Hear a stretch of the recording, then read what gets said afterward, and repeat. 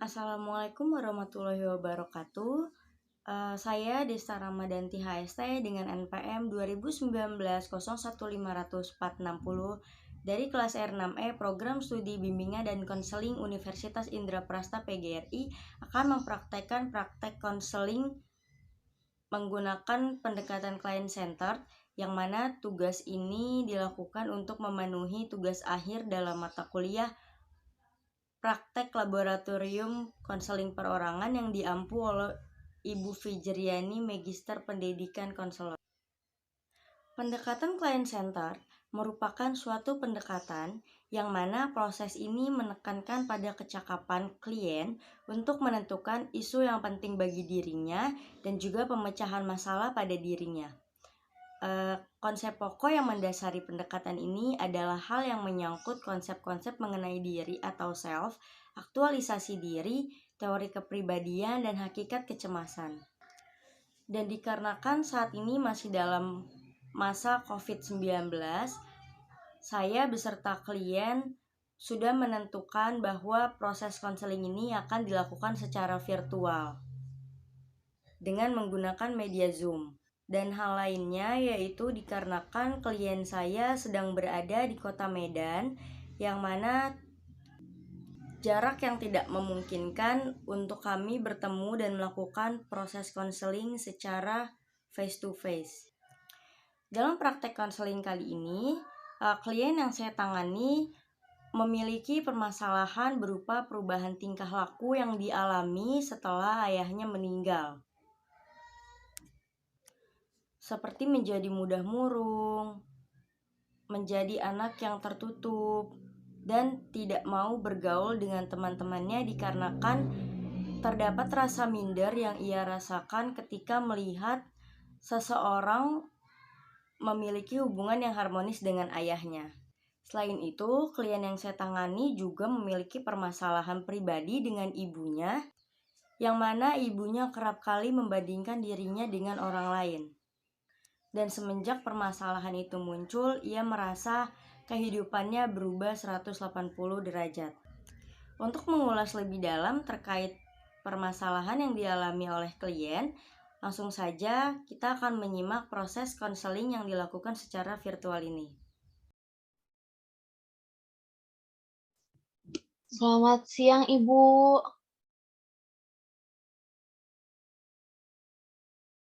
Halo, Ibu. Selamat siang.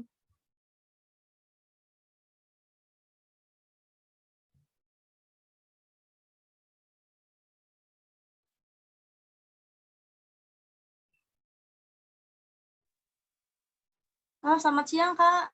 Maaf ya sudah buat menunggu. Iya, Ibu. Tidak apa-apa. Oke, sebelumnya Kakak dengan kakak siapa, namanya siapa, dipanggilnya apa, biar saya dalam konseling ini enak memanggilnya dan Kakak juga enak. Oh, oke, Ibu. Saya dengan Iya Icelse, Ibu. Panggilan saya Icel, Ibu. Ibu bisa manggil saya dengan Icel aja. Baik, Kak Incel. Sebelumnya, perkenalkan, saya Desta Ramadanti dan Kakak bisa panggil saya dengan Ibu Desta. Dan sebelumnya, saya mau minta maaf terlebih dahulu karena masih dalam masa COVID-19 dan juga jarak yang sangat jauh ya. Kebetulan kakaknya sedang ada di Medan dan saya sedang ada di Jakarta, dan itu tidak memungkinkan sekali untuk bertemu. Jadi kita memutuskan untuk melakukan konseling ini dengan menggunakan media Zoom. Oke, kira-kira nih, adakah yang bisa saya bantu sehingga kakak datang menghubungi saya dan membuat janji untuk melakukan Zoom meeting? Iya, Ibu. Saya datang ke sini karena saya sedang mengalami masalah. Dan saya ingin bercerita kepada Ibu dan berharap Ibu dapat membantu saya dan memberikan saya sebuah solusi, Ibu. Oke, baik Kak Incel. Sebelumnya saya ingin bertanya, Apakah Kak Inca pernah melakukan konseling sebelumnya? Sebelumnya saya belum pernah, Bu. Kebetulan ini kali pertama saya datang untuk melakukan konseling. Baik, Kak Incel. Sebelumnya saya mengucapkan terima kasih kepada Kak Incel karena telah datang kepada saya, menghubungi saya untuk meminta bantuan dalam penyelesaian permasalahan yang dihadapi oleh Kak Incel dan kita akan melakukan proses konseling. Dikarenakan Kak Incel belum pernah melakukan konseling sebelumnya, jadi tugas saya di awal ini adalah menjelaskan terlebih dahulu apa itu konseling dan hal-hal yang ada di dalam konseling, agar selama proses konseling Kak Inca memahami hal-hal tersebut. Oke, konseling konseling merupakan sebuah pemberian bantuan yang dilakukan oleh konselor kepada klien untuk menghadapi masalah yang sedang dialaminya. Jadi dalam proses konseling ini saya selaku konselor dan Kak Incel selaku klien. Oke Kak Incel, jadi di dalam konseling ini terdapat asas-asas yang harus dipenuhi. Yang pertama yaitu asas kesukarelaan, yang mana asas kesukarelaan ini merupakan kedatangan Kak Incel kepada saya atau keinginan Kak Incel untuk menghubungi saya itu adalah pure dari keinginan Kak Incel sendiri. Jadi tanpa adanya paksaan dari orang lain. Nah, yang selanjutnya yaitu terdapat asas keterbukaan. Jadi, Kak, asas keterbukaan ini merupakan asas yang mana apapun yang dialami Kak Incel, apapun yang dirasakan Kak Incel, itu Kak Incel sampaikan. Karena di dalam asas keterbukaan ini yang akan berpengaruh nantinya jika adanya tindak lanjut dalam konseling. Nah, lalu yang terakhir itu terdapat asas kerahasiaan. Yang mana asas ini yang harus dipegang teguh oleh saya sendiri tentunya, yang mana apapun yang disampaikan klien atau yang disampaikan Kak Incel itu tidak boleh disebarluaskan atau dibocorkan atau disampaikan lagi kepada pihak manapun. Jadi saya selaku konselor di sini harus betul-betul menjaga masalah yang disampaikan oleh klien. Nah, jadi kurang lebihnya hal-hal yang ada di dalam konseling dan begitupun konseling itu seperti itu, Kak. Apakah Kakak sudah memahaminya atau mungkin ada hal lain yang ingin ditanyakan atau disampaikan atau mungkin Kakak ada yang belum paham? Saya sudah paham, Kak. Tapi saya mau bertanya, kira-kira waktu untuk konseling ini berapa lama ya, Bu? Oke, untuk waktu konseling sebenarnya itu biasanya pada umumnya ya, konseling itu berjalan sekitar 30 menit atau mungkin 45 menit atau bahkan ada juga yang sampai 60 menit. Tapi pada umumnya itu sebenarnya 45 menit sih. Nah, tapi dalam konseling kali ini sebenarnya waktunya kita efektif. Dan mungkin nanti kita akan membuat jadwal pertemuan lagi ketika adanya tindak lanjut. Karena di dalam konseling ini, dalam satu kali pertemuan itu tidak mungkin masalah akan terselesaikan. Jadi, misalnya pada pertemuan kali ini, saya dengan Kakak itu membahas tentang masalah yang Kakak hadapi atau yang Kakak alami. Nah, mungkin di pertemuan selanjutnya kita akan menjadwalkan ulang untuk, membahas tentang, rencana-rencana atau solusi yang akan, dilakukan sehingga masalah tersebut akan terselesaikan. Jadi seperti itu, Kak. Apakah ada yang ingin ditanyakan lagi? Baik, Ibu, saya udah cukup paham. Oke, baik, Kak Incel. Sepertinya Kak Incel terlihat ini ya, dari perkataannya seperti pengen buru-buru menyampaikan gitu loh. Jadi, kita langsung saja masuk ke dalam konseling. Pertama-tama, saya ingin bertanya, apa sih yang terjadi dengan Kak Incal saat ini? Iya Ibu, memang saya terlihat buru-buru ingin bercerita tentang masalah ini. Saya lagi gelisah Ibu. Maka dari itu tujuan saya ke sini untuk menceritakan masalah ini Ibu. Jadi, semenjak ayah saya meninggal, saya merasa menjadi orang yang lebih tertutup dan saya juga merasa sering murung Ibu. Ini karena disebabkan saya merasa ketika ayah saya sudah tidak ada, hidup saya itu tidak akan sama, Ibu, dan mungkin kebutuhan saya tidak akan terpenuhi sepenuhnya. Selain itu juga, saya memiliki kekhawatiran, Bu, akan masa depan saya. Saya kehilangan semangat untuk menjalani masa depan saya. Saya berpikir masa depan saya itu akan suram tanpa adanya ayah saya, Ibu. Ditambah lagi, teman-teman saya, menjauhi saya, Ibu, atau bahkan saya yang akan menjauhi mereka karena, saya sudah merasa tidak ada lagi yang bisa ngertiin keadaan saya, terus tidak ada lagi yang bisa menyesuaikan diri dengan keadaan mereka, Ibu. Seperti itu, Ibu. Oke, baik. Berarti Kak Incal saat ini sedang merasakan kecemasan dan juga perubahan sikap. Dan hal ini dirasakan Kak Incal setelah ayah Kak Incal meninggal, betul? Iya, Ibu, betul. Nah, berarti saat ini seperti yang Kak Incal telah sampaikan, tadi Kak Incal banyak sekali mengalami perasaan-perasaan yang berganjal seperti Kak Incal merasakan kecemasan dan ketakutan akan masa depan. Karena mungkin Kak Incal merasa kayak yang tadinya Kak Incal memiliki impian seperti, duh pengen nih kayak gini, mumpung ada ayah, pasti bisa deh nih gitu. Dan tiba-tiba seketika impian itu harus dipatahkan karena ayah Kak Incal meninggal dunia. Dan juga Kak Incal merasakan orang-orang di sekitar Kak Incal tidak dapat menerima kondisi Kak Incal saat ini.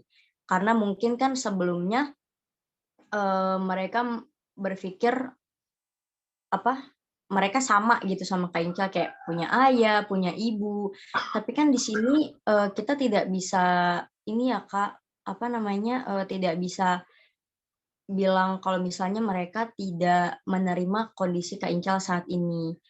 Karena kan kadang ada mereka yang benar-benar mensupport sebagai teman mereka mensupport ya.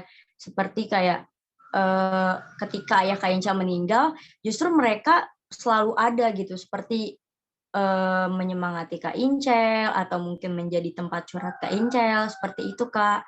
Nah, kalau boleh tahu nih, kenapa sih perasaan itu bisa muncul dalam diri Kak Incel sendiri?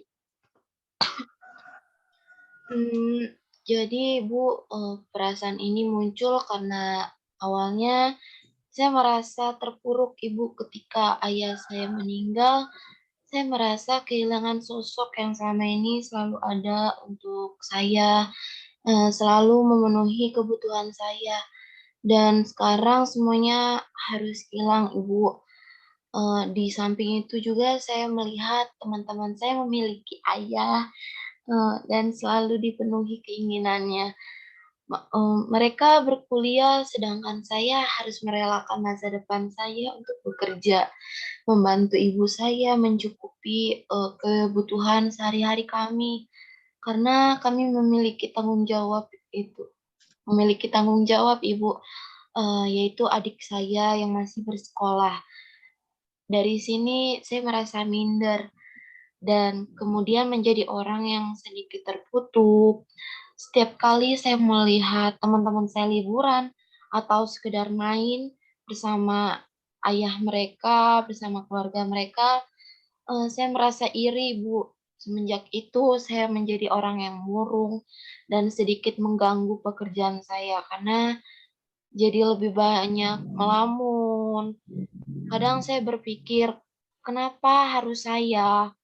Tapi kadang saya sadar mungkin Tuhan pengen saya jadi anak yang lebih kuat dan mandiri. Tapi namanya manusia ya Ibu ya, pasti mengalami up dan down gitu Bu. Oke, baik Kak Incel. Saya tahu mungkin Kak Incel pasti banyak sekali menyimpan luka dan perasaan yang ditahan, apalagi setelah Kak Incel merasakan hancur ketika ayah Kak Incel meninggal. Nah, tapi di sini Kak Incal bebas menyampaikan apapun yang Kak Incal rasakan. Karena seperti yang tadi saya sudah sampaikan di awal, saya di sini mengemban asas kerahasiaan yang mana saya tidak akan menyampaikan apapun yang Kak Incal sampaikan kepada pihak manapun. Dan juga Kak Incal harus melakukan asas keterbukaan, yang mana Kak Incal dapat menyampaikan apapun yang Kak Incal rasakan. Jadi jika ada yang akan disampaikan lagi, silahkan dilanjutkan. Iya Ibu, memang betul. Karena saya bingung Bu, harus cerita kepada siapa, terus harus mengeluh kepada siapa, karena saya saja sekarang jadi tertutup. Jadi saya merasa tidak ada orang yang dapat saya percayai Ibu. Lagian saya merasa kayaknya nggak ada orang yang bisa mengertiin saya, termasuk ibu saya sendiri sekalipun Ibu. Oke, barusan Kak Incal menyampaikan bahwa Kak Incal merasa tidak ada orang yang mengerti Kak Incal, termasuk ibu Kak Incal sendiri. Nah, yang ingin saya tanyakan, ada masalah apa sih Kak Incal dengan ibu? Apakah hubungannya baik-baik saja? Hmm, hubungan baik sih Bu, cuman ya begitulah Bu. Disampaikan saja Kak, tidak apa-apa. Maksudnya kan di sini daripada tujuan kakak untuk melakukan konseling ini kan agar permasalahannya terselesaikan dan juga tidak ada perasaan yang mengganjal lagi atau mengganggu pikiran Kak Incel. Jadi apapun itu maupun tentang diri Kak Incel sendiri atau tentang lingkungan atau bahkan tentang ibu Kak Incel sendiri tidak apa-apa jika mungkin ada hal yang harus disampaikan dan ingin diselesaikan gitu. Jadi gini Bu, hubungan saya dengan ibu memang baik-baik saja, tapi ada beberapa hal yang membuat saya merasa hanya berdiri sendiri gitu, tanpa bantuan siapapun, termasuk ibu saya. Oke, itu perasaan itu mulai muncul sejak kapan ya? Dan kenapa Kak Incal bisa merasa seperti itu? Karena kan seperti yang kita ketahui ya, dan tadi pun Kak Incal sampaikan, Kak Incal memiliki adik yang masih sekolah dan seorang ibu setelah ditinggalkan ayahnya ya. Nah, karena bagi kebanyakan orang, jika salah satu anggota keluarganya ada yang meninggal, apalagi ayahnya, mereka pasti hubungannya semakin erat. Nah, ada beberapa sebagian orang juga yang mungkin setelah ayahnya meninggal malah keadaan keluarganya semakin eh, tidak akur atau tidak akrab gitu. Nah, tapi maksudnya di sini tidak apa-apa jika ingin disampaikan karena kan namanya kehidupan orang berbeda-beda ya, Kak. Jadi kita juga tidak bisa menjustifikasi bahwa ih kok dia ayahnya meninggal malah nggak akur sih sama ibunya ataupun kok nggak akur sih sama adiknya. Harusnya kan eh, cuma punya mereka jadi harus saling menguatkan gitu loh, Kak. Eee, iya Ibu, memang, jadi gini Bu, saya kan bekerja di salah satu counter HP, menjadi promotor di salah satu brand gitu Bu, tetapi yang penghasilannya tidak seberapa, tetapi lumayan cukup dan bahkan, bisa dicukup-cukupi Ibu untuk kehidupan sehari-hari kami, dan saya bersyukur atas itu. Tapi di suatu momen ibu saya membuat saya down dan membuat saya merasa worthless atas ucapan ibu saya sendiri, Ibu. Oke, jadi perasaan itu muncul ketika pada suatu hari eh, terdapat perlakuan dan atau ucapan yang yang diberikan oleh Ibu Kak Incel terhadap Kak Incel sehingga itu membuat Kak Incel merasa worthless. Padahal mungkin Kak Incel merasa kayak eh, ini aku udah kerja, aku udah bantu mencukupi kebutuhan sehari-hari. Kok ibu masih seperti ini sih sama aku gitu mungkin ya kak ya. Sampai membuat Kak Incal merasa seperti itu. Eh, Kita iya boleh Ibu. tahu perkataan seperti apa sih atau perlakuan seperti apa yang disampaikan ibu kakak sehingga membuat kakak merasa worthless seperti itu. Eh, Ibu saya itu kadang suka membanding-bandingkan saya dengan sepupu saya, Ibu. Sepupu saya kan bekerjanya di kota dan mendapatkan penghasilan yang lumayan besar lah, sampai bisa mengirimkan uang banyak kepada keluarganya di kampung, membelikan barang-barang dan sebagainya gitu, Bu. Mungkin ibu saya iri, tapi harusnya ibu saya sadar bahwa rezeki orang itu berbeda-beda kan, Bu. Dan harusnya dia pun juga sadar bahwa yang membuat kami hidup sangat berkecukupan itu dia, Ibu. Jadi saya kadang merasa sakit hati atas perkataan dia yang selalu membanding-bandingkan saya dengan sepupu saya itu, Ibu. Oke, jadi di sini Kak Incal merasa seperti Kak Incal sudah melakukan sudah bekerja, sudah melakukan hal yang istilahnya mencukupi kebutuhan seperti itu kan. Nah, lalu di sini Ibu Kak Incal tetap saja membandingkan Kak Incal dengan sepupu. Nah, selain masalah tadi, ada nggak masalah lain yang membuat hubungan Kak Incal dengan ibunya seperti ini atau mungkin ada hal lain yang membuat Kak Incal merasa sebel gitu kalau misalnya sedang membahas ibu. Iya Ibu, selama ini saya sudah cukup sabar ya Ibu ya, dibanding-bandingkan dengan sepupu saya. Walaupun sepupu saya sendiri kandung gitu Bu, tapi ya begitu Bu, saya sakit hati. Harusnya sebagai orang tua itu dia mendukung kan Bu, bukan malah membuat saya down seperti ini. Saya bekerja hanya cukup untuk membiayai adik saya sekolah. Makan sehari-hari saya pun dan saya juga membantu melunasi hutang ibu saya, yang saya sendiri pun tidak tahu kapan ibu saya meminjamnya. Dan buat apa gitu ibu saya utang ke orang-orang gitu. Saya rela mengesampingkan keinginan saya demi mencukupi kebutuhan dan membantu membayar hutangnya. Tetapi ibu saya malah seperti itu ibu kepada saya. Oke, baik. Sampaikan saja Kak, dilanjutkan jika masih ada yang ingin disampaikan. Iya Ibu, karena udah seperti itu saya kadang suka berpikir Ibu untuk pergi dari rumah, untuk menenangkan diri saya. Tapi rasanya berat Ibu. Oke, baik Kak Incel.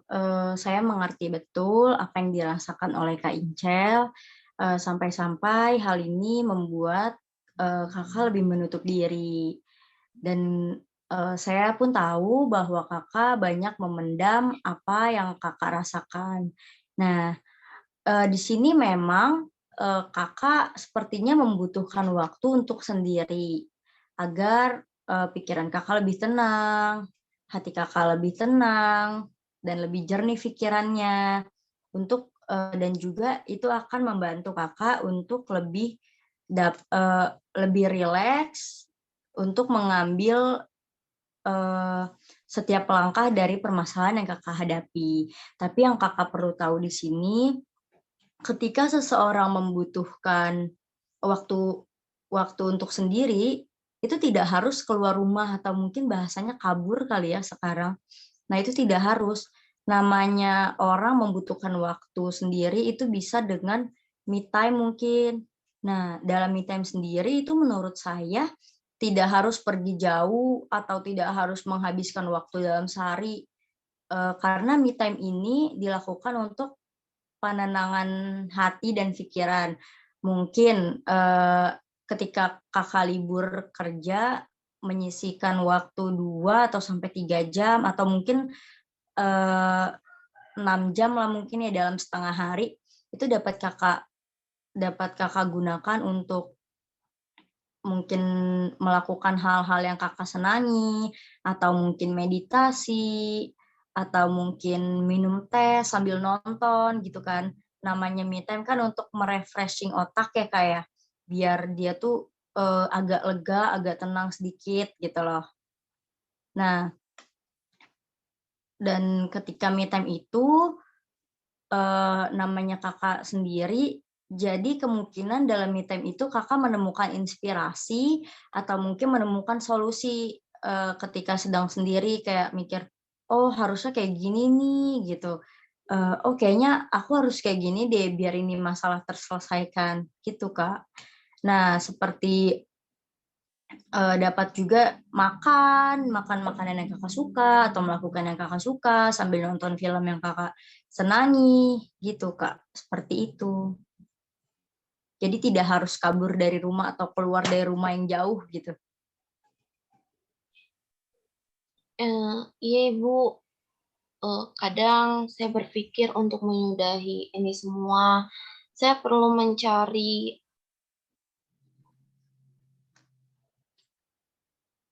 Halo, Kak Incel?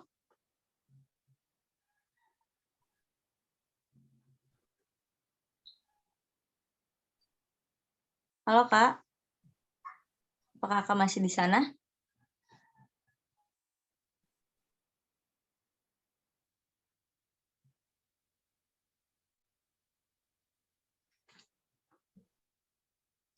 Kak Incel?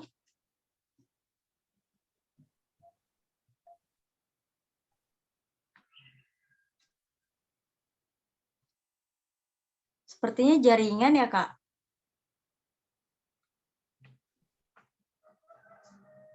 Aduh, halo Ibu, apakah suara saya Ya, terdengar? bisa diulang tadi Kakak ngomong apa? Karena, sepertinya terkendala jaringan, jadi suara Kakak hilang. Iya Ibu, maaf ya, di sini jaringannya Ya, tidak apa-apa. macet-macet karena lagi hujan juga Ibu.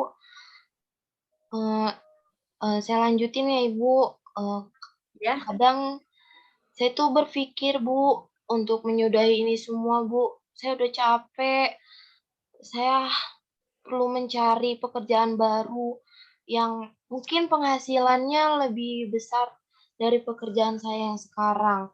Dan juga saya ingin mencari pekerjaan yang jauh dan memungkinkan saya untuk keluar dari rumah agar saya sedikit lebih tenang Ibu.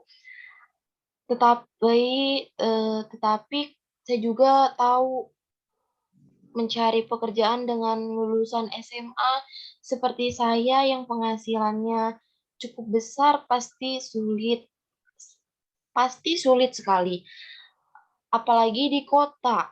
Jadi mungkin saya harus sabar dulu dalam beberapa waktu ini, sekaligus saya memikirkan resiko yang akan saya dapatkan atas keputusan yang akan saya ambil nanti, Bu.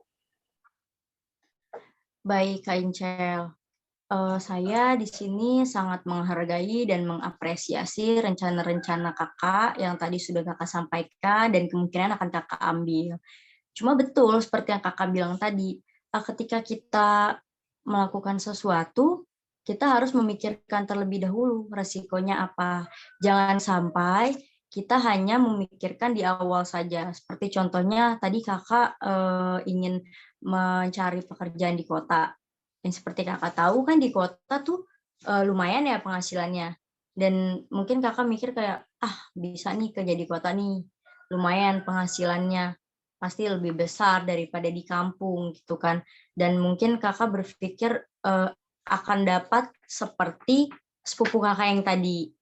Nah, tapi yang Kakak perlu ketahui, walaupun hidup di kota itu penghasilannya bekerja di kota itu penghasilannya besar, Kakak harus bisa memperhitungkan juga tentang biaya hidupnya atau pergaulan hidupnya seperti apa.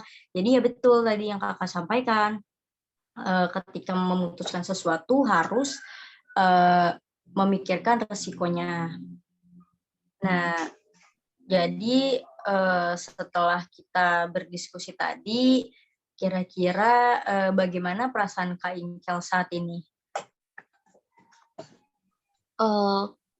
Sekarang saya lumayan merasa lega ya Bu, karena dapat menyampaikan perasaan yang sudah cukup lama saya tahan, saya pendam di hati saya Ibu. Terima kasih banyak ya Bu atas waktu dan bantuannya. Saya merasa memiliki tempat untuk menyampaikan keluh kesah yang saya rasakan selama ini, Bu. Karena kan selama ini saya lebih cukup tertutup dan selalu mendem sendiri, nggak mau cerita ke siapa-siapa. Dan terima kasih juga ya Ibu sudah mau mendengarkan cerita saya dan memberikan saya saran serta menghargai apa yang saya sampaikan.